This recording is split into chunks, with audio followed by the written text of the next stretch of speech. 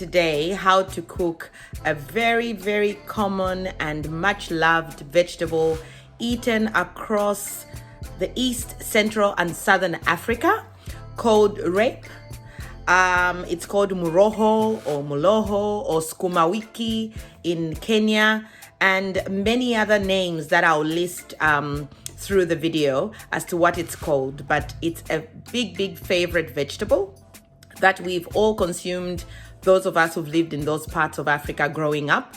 And I'm here to just demonstrate the Zambian way in which we cook it, or to be more specific, how my mother showed me how to prepare it. So I hope you enjoy the video, and definitely, if it's your first time coming in, please subscribe. And there's many more recipes to be shared from myself and many friends from all over the world. Like I said, this segment of my channel is a global food safari experience. So I hope you do enjoy what will be presented. And if you put on your notifications, you'll be made aware as to when I upload more videos. So let's move into getting this lovely meal prepared. Hello family, so you can see there that's 5 out of 6 bunches that we'll be preparing today of Muloho, Sukuma Wiki and rape, and basically the same name for our popular vegetable from East, Central and Southern Africa. That's our dish for today that will be prepared. So I just wanted to demonstrate the first stage, which is washing all the leaves that one is about to prepare. So just next to my kitchen over here, coming across into my laundry room, where I have 2 sinks, of which I've just disbanded one of my bunches of vegetables. So what will basically happen is I will go through each and every leaf, making sure all the debris, anything that might have jumped off from the garden onto the leaves at the point of being packaged for the supermarket is off the leaf that we're about to chop up and prepare for the meal that I'm about to present this evening. So I will be washing each and every branch. This is, if you have a trough in your house, this is probably the best way, because you don't have to worry about spillages. The more water you've got, the better. And this way I can shift each and every clean leaf from one end to the other, and that way I will be able to have lots of room without having to worry about splattering in my kitchen to prepare this vegetable for chopping. So once I'm done with all the cleaning of all the 6 bunches that I have for demonstration today, I'll be able to show you how I gather a bunch at a time into my hand like that and slice away. So let's move on to the next step.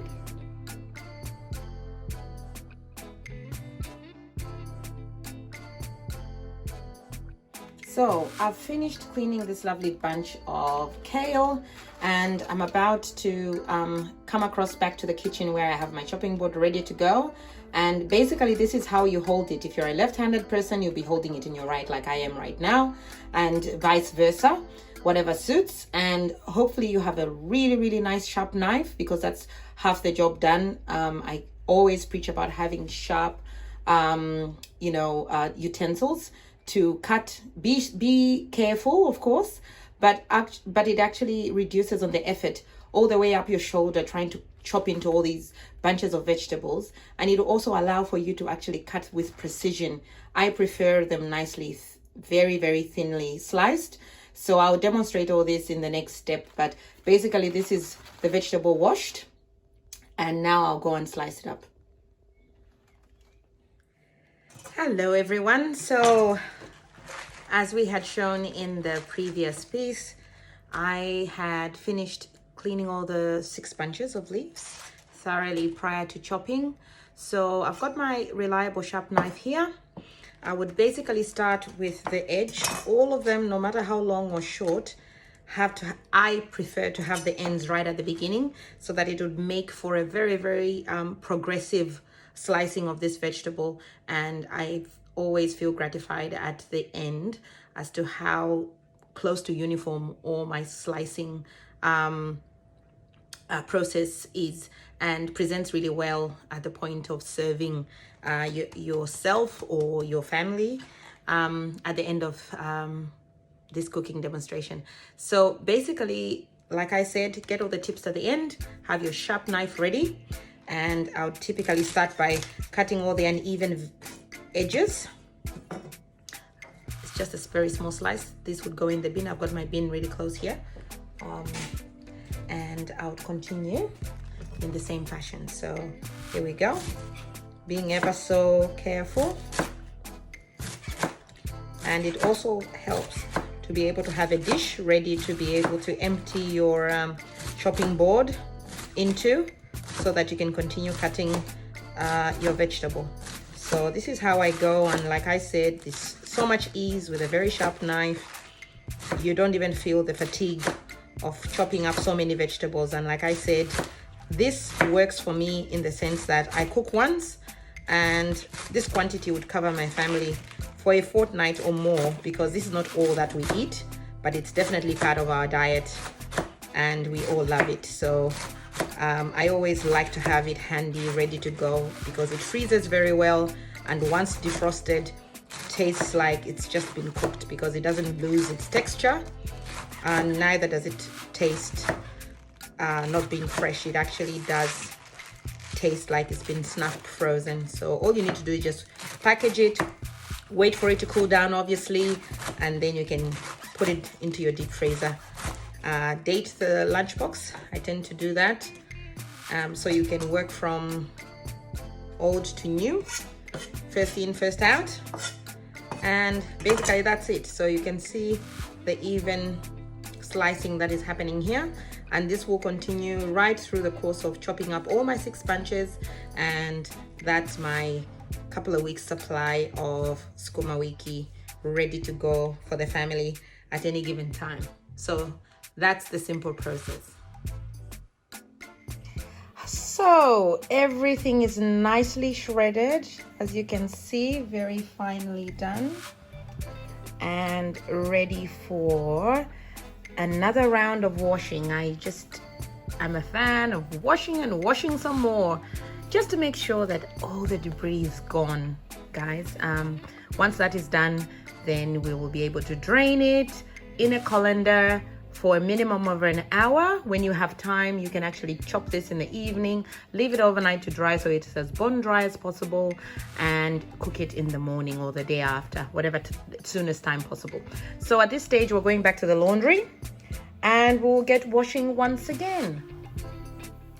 Hello folks, so we're done with the chopping of the onions, and the principal item here today, which is our center of attraction, our kale here, called rape, called Muloho, called Sukuma Wiki in Kenya, and many different names that will be listed in the description box.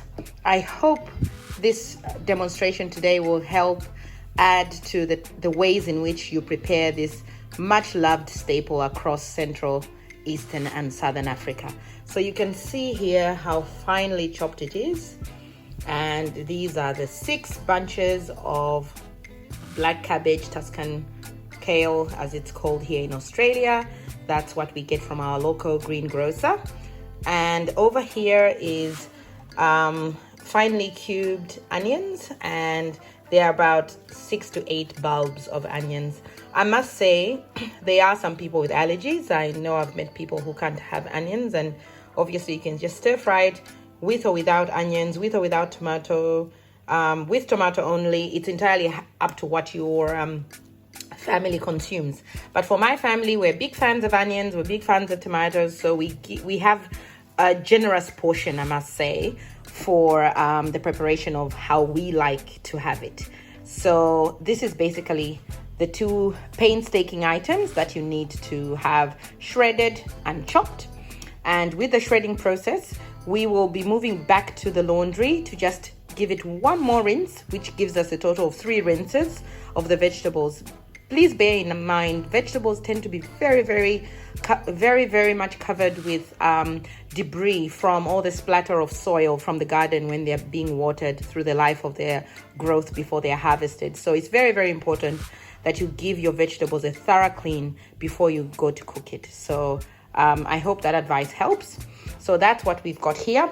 And then across here, I'll just show you the very few things that you need, which is a soup ladle, which will be found to be very important towards the end of the preparation of this lovely vegetable of ours. A wooden spoon would be the first phase of my choice of what to use. You can add some salt, and you know what, it's entirely up to you if you want to add spices to this vegetable. For me, I just have it with onions, tomato, and onions. That's all I have it with. If you want to add anything else, honestly, you do what pleases you.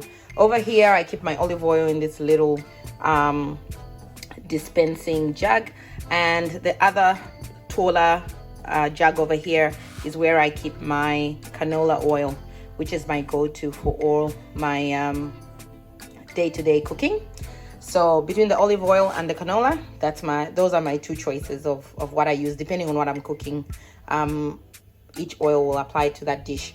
Over here, very close to the stove, I have my maize meal, which we use to prepare ugali, and sima as it's called in Zambia and Malawi, sadza in Zimbabwe, and pap in South Africa, and many other names in between. That will be a separate demonstration that will be probably in the next video. So for the moment, this is sort of like my go-to. I have my stove over here, I have my kettle over there with all the bits and pieces that I need that are just at arm's length when I need to use them, and my rotating go-to spices that I just use on a day-to-day basis. Everything else will be in the pantry, but these are my staples, and they rotate depending on the weather. What am I cooking at that time of year is how I'll rotate my spices and how I use them. So this is the one stage that we've reached. So we'll go back to the laundry, give our shredded cabbage another go with being rinsed, and then we'll be ready for stir frying. So back to our lovely laundry troughs where we have the vegetable ready to be rinsed. I'll basically just rinse off what's left here in the dish. So we add it to the remaining vegetable that requires one more rinse before we cook it, as explained earlier. And you can see here to the left is my colander ready to go. So this will sit comfortably just next in the other sink, and over here we have the vegetable soaking one more time, so we have a clean finish. I don't know how you feel, guys, but there's nothing worse than biting into food, vegetables of any kind that has debris, because once that happens for me, I lose my appetite. So I have such a phobia for having any food that comes out of the garden that is not properly washed. There's nothing worse, and you just have to go through this painstaking job. I'm not gonna lie, this job is painstaking, hence I do it once a fortnight.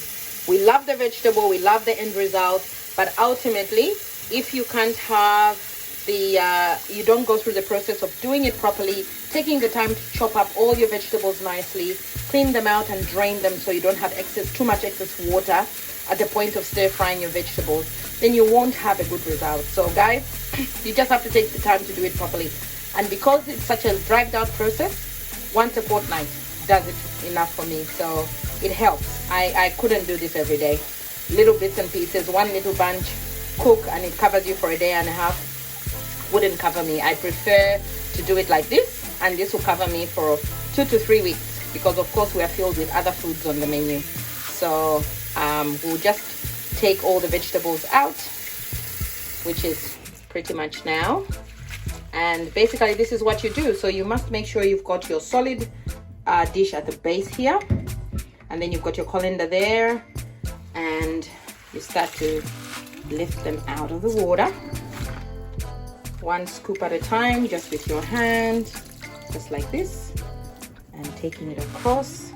So there's no fast way to do this, guys.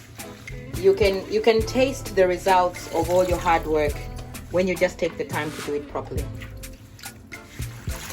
Trust me, once you try this recipe at home, anywhere near what I've tried here, with a few tips, with your own variation, of course, you have the freedom to have your own flair with how you prepare your Sukuma Wiki or Muloho, and you will find that it goes so well with your chosen starch. Ours is in Sima in Zambia, it's called ugali in Kenya, it's called pap in South Africa.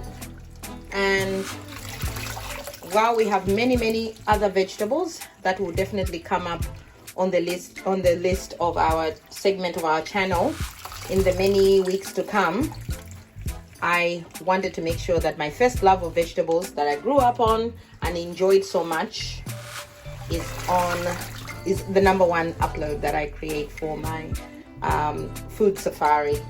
So I hope you enjoy it as much as I do on a fortnightly basis preparing this. But as you do, a lot of you watching this video may already be familiar with the vegetable. You might just pick 1 or 2 tips as to how I do it that might improve your outcome, or you might just give us a thumbs up and a like, and you already do what I do. And if you take a moment and put a comment, you might even share extra tips of how much better your recipe is to this one. We're here to learn from each other. So this is not the be all and end all. This is just my experience of cooking this vegetable, and I definitely do enjoy it, and I'm sure I've said that already.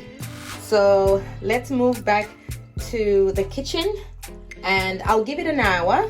Like I said before, when you can, and I do this many a time, prepare this vegetable as I have so far the day before, leave it draining in this very laundry overnight. I go to work in the morning. When I come back in the evening, that's when I cook it. So it's close to bone dry by the time that's happening, and I can assure you the crunch is amazing. You can actually taste the difference. So at this stage, I would recommend no less than an hour, if you can 3 hours, but the very best is overnight draining in the colander, as you can see here. And you will find so much excess fluid that will be sitting there from all the washing and so on. So please see what you can do in terms of what your time permits. In the meantime, we make sure we don't waste any vegetable. Every little bit has to be taken up from the water, and we cook it. So let's meet back in the kitchen. Bye. So over here we have our gas stove lit up with a much trusted and reliable stainless steel pot that has hot canola oil ready to cook, ready for the onions. And I must emphasize, ladies and gentlemen, it's so important to make sure that you have a really good heavy based pot when you're cooking any of your dishes. There's nothing worse than a really light pot, and you try and cook dishes like this one have to be cooked on a high temperature. You rely on a good based pot to be able to cook it, get the heat right across, and not burn your food, because there's nothing worse. I think a stock pot is appropriate for creating stock, but not for cooking in. So please make sure even when you're shopping around for a pot, get one that has a good heavy base, because you know that the food will have a good texture and will benefit from that tempered base that allows for only as much temperature that the food needs.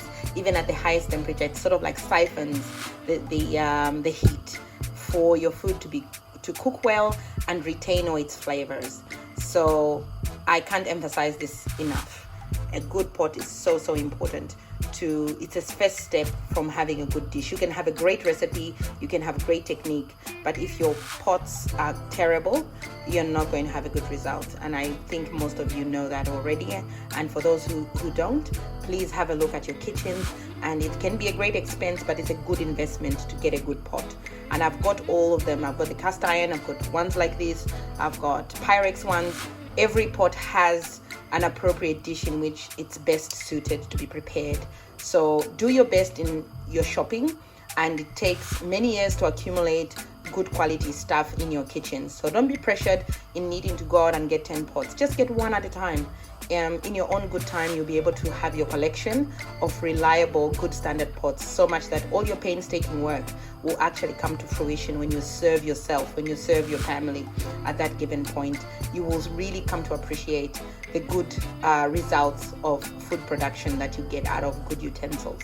So let's move on to starting to cook our wonderful Sukuma Wiki.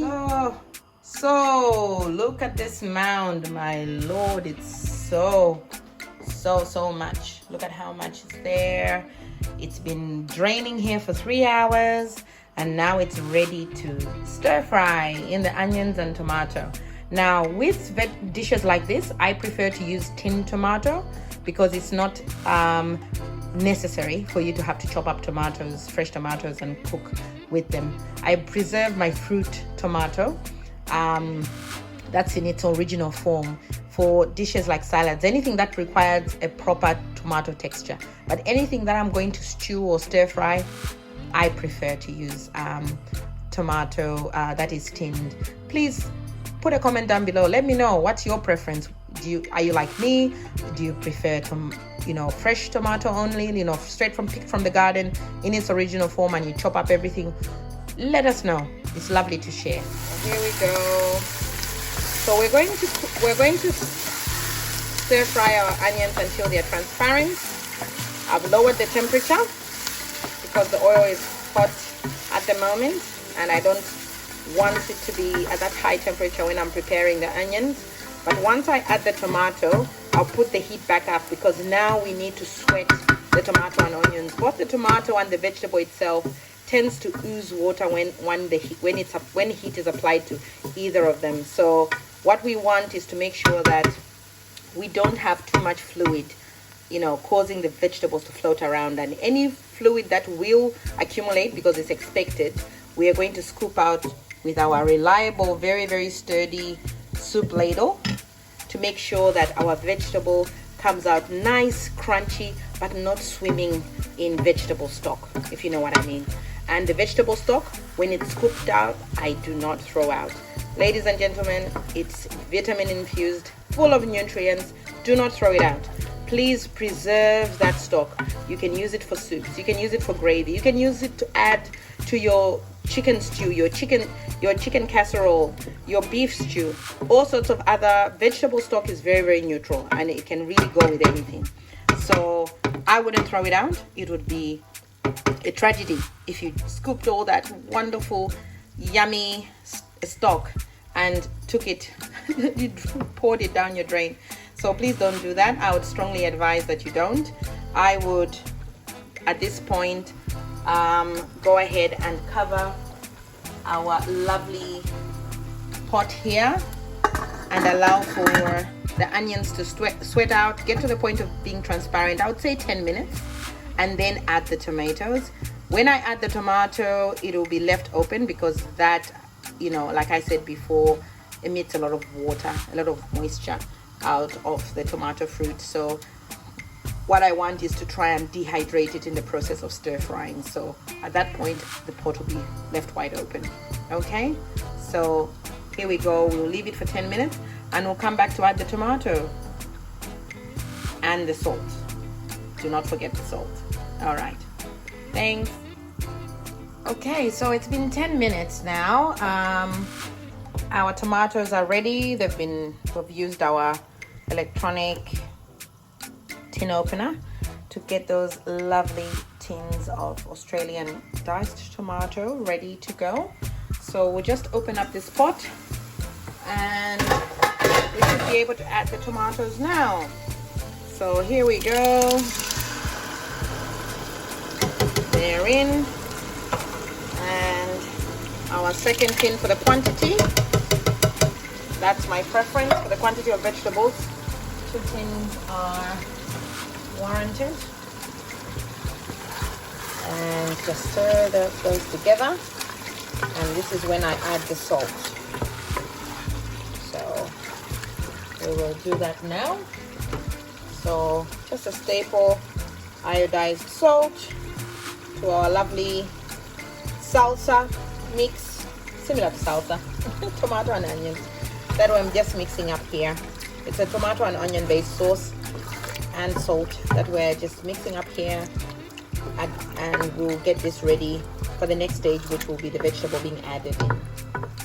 So like I said before, this is at this stage when we add the tomato, which definitely once heat is applied exudes a lot of fluid. We will leave it open so that most of that fluid can evaporate, and at a later stage that you will see, we'll be scooping out the vegetable stock that will eventuate once the vegetable is cooked. So let's move on to doing that. So I'll just put my wooden spoon down and leave this to cook by itself, evaporate as much moisture out of this sauce as possible, and that will probably be another 10 minutes before we add the vegetable. So we've added the salt and to taste, and we'll look at the next stage. We're almost there, guys. Okay, so it's been 10 minutes. I think we're on a roll. Just grab our wooden spoon, stir a little bit in there, and I must say, I forgot to mention that through the 10 minutes, you need to be stirring at least every minute and a half or so, just to make sure that everything is well distributed, getting even heat, as you do with any dish, as you all would already know.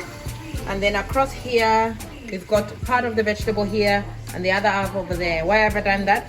I've done this so that I don't spill anything, because as you can see, it's a huge amount of kale that I'm stir frying here. So I'll bring this across and sit it on the very, very cool part of the stove, so it doesn't necessarily get any heat from the plate that's on. So off we go. So we start to put our lovely well washed and sliced shredded kale into there. So our Muloho, our Sukuma Wiki is almost done, ladies and gentlemen. This is pretty much the last stage. We are probably, I would say, no more than 20 minutes away from serving this wonderful vegetable. It will be almost ready in 20 minutes, I would say, at this stage. Only that because it's part of a demonstration, it's done a bit slower, waiting stage by stage, having to film, only using one hand. But all those things put together, it's all worth it, because we need to have a database that our children can look into and be able to know how, on top of everything that you may do, to show them all how to prepare our much loved vegetable properly to be available on demand. So this is what we're doing today, and this is what this segment of my channel is about: to create a global food safari catalog, if you like, of different dishes. And I'm so lucky to have friends of all nationalities living together here in Melbourne, who are more than happy to open up their kitchens and their pantries and their pots and spoons to be televised on my channel, so that they can show their favorite dishes and how they are prepared. Many of them will be very famous, but we tend to just buy them from the restaurant and not know how to cook them. So this will give all of us an opportunity to learn from each other. And as I've always asked, if you turn on your notifications, if you subscribe, you will know anytime that we're uploading another magical food safari tour. So we're almost there now. The point I want to drive home at this point is, when we get to the stage of adding the kale, this steam that's emitting all around the pot, because it's over full, needs to be captured by us covering the pot with its lid. Now you can't overfill, because if the lid doesn't cover properly, then the steam won't reduce the vegetable. Why do I say reducing? Most vegetables, the best example is spinach. You will have a big bowl of it all sliced, and usually once you cover it, once you cover your spinach, you go to cook it. 10 minutes in, it's reduced by 70%, because a lot of it is fluid. You get to know it's just water that's within the fibers of the vegetable. So similarly with this kale, rape, Sukuma Wiki, it has a good amount of fluid, which is great. And because you're aware of that, you make sure that you cover it securely to have that 10-minute reduction, and then you will be able to secure it around the pot, stirring without having to spill everywhere, and ensuring that that sauce that you created at the base of this pot gets to envelope each and every shred of this vegetable properly, as opposed to going ahead right now as it's overfilled without giving that simmer of 10 minutes for the steam to reduce the volume of vegetable, and all you do is lose most of the vegetable all around your pot but remaining inside the pot, and you don't want to waste such a treasured vegetable. So that's the right thing to do. What you need to do at this stage is cover it, secure the lid as I've done here, and go ahead and leave it for 10 minutes. Once we come back, we will find that this vegetable has reduced to a manageable point where we can stir it around to make sure that everything is nicely stirred together, and then we'll get to the point of removing all that excess fluid. Okay, after 10 minutes, this is the vegetable we're working with. We have reduced the huge amount of vegetable from what I was explaining before to what we have now, which is about half. I would say maybe just under 3/4 of the pot at this stage. And I will just allow this to cook uncovered for another 10 to 15 minutes. The point here is to keep it green, not overcooked, remains crunchy, and once it's actually at the level that we would like it to be, we will use our soup ladle to go towards the edge and scoop out all this nutritious stock. Like I said before, not to be thrown away, can be repurposed, added to your stews, any casseroles or plain gravy or soup that you might want to make. Don't throw it away. It's very nutritious. So you'd go right around the pot like this and scoop it all out at the point at which you think it's ready to go, depending on whatever texture you yourself and your family prefer. So for me, I like it green, I like it crunchy but cooked, not raw. I don't want it to be like a salad. It is we are choosing to apply heat to this preparation of this vegetable, so I want it cooked, but I want it to retain its structure and a bit of crunch. So this is what the ladle is for. A lot of people miss this step. As a result, their vegetable is forever swimming and floating in stock, and myself and my family prefer not to have that. So this is the key step that most people miss, and I've had to teach many friends around here in Melbourne as to this is what you need to do to get the vegetable to the level that you see at my dining table when they visit, to say, how come your vegetable doesn't have fluid? Mine always has fluid. What sort of vegetable do you buy? All the vegetables are the same. They emit fluid when you're cooking them, and this is what you need to do. Simply squeeze it out, and the best tool to use is a soup ladle. So ladies and gentlemen, this is all you need to do, and this nutritious fluid is the key to cooking this vegetable to the texture that you prefer. Let it cook in it, and once it's done, that's the point at which you scoop it out. So we'll let it go for 10-15 minutes, and then we'll be able to serve it. And in this case, I would say it'll be going straight into transparent little freezable freezer-friendly lunch boxes and ready for a meal to be served simply by pulling it out. Us busy moms, we need to be organized in making sure that the balanced meals we serve our family are at at our fingertips at any given time. So this is a cooking day. I'm simply cooking our favorite vegetable, plenty and enough to cover us for a fortnight at the very least. So that's what we do. So this is simply what this demonstration is all about, to share how to cook Sukuma Wiki, Muloho, and rape is the main name that is used across Central and Southern Africa.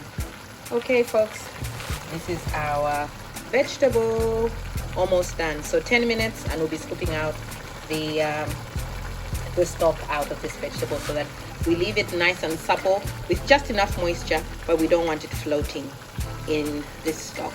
That's my preference. Put a comment down below if you agree, if this has been helpful, if it's new to you, or you usually do the same as well. Any comment is welcome. This is a learning space. Let's move on to the next step. Okay, so we're almost there. We're almost at the stage of needing to scoop out the stock, because I believe the vegetable is at the texture that we like. And like I said, others might want it a bit more rare if it was meat in terms of vegetable, you know, quite crunchy and slightly undercooked, which is fine. And others might like it really brown. My only concern is that you would probably have killed all the nutrients you could get from this superfood called kale. And I'd hope you can just have it at the medium level, which is what I like. And you'll be able to benefit from all the nutrients you'd have preserved from the cooking process. So we are basically at the point where we're needing to scoop out all the stock for our next dish. So the process of getting the soup out with the soup ladle, like I demonstrated before, is simply going to the edge, and you work your way around the pot, because when you go ahead to press around one area, the fluid tends to come up elsewhere. So that's why I just go in a circular mode of working around the pot with this nutritious fluid, this wonderful vegetable stock that, like I said, once cooled down, you can put in the fridge in a jar, ready for the next dish. It's a lovely neutral stock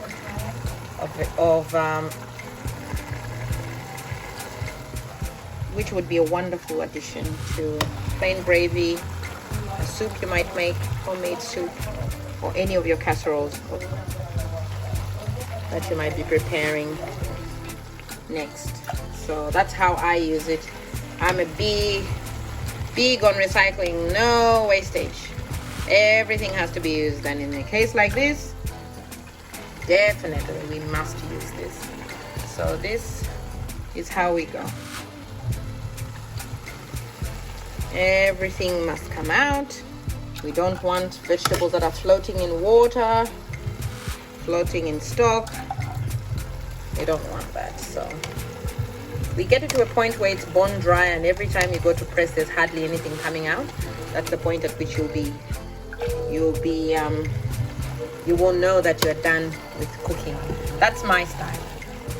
I've been served this very dish with lots and lots of stock floating around, and it's either that's their preference, or they didn't know that they could, you know, achieve a better texture of vegetable by taking this extra step.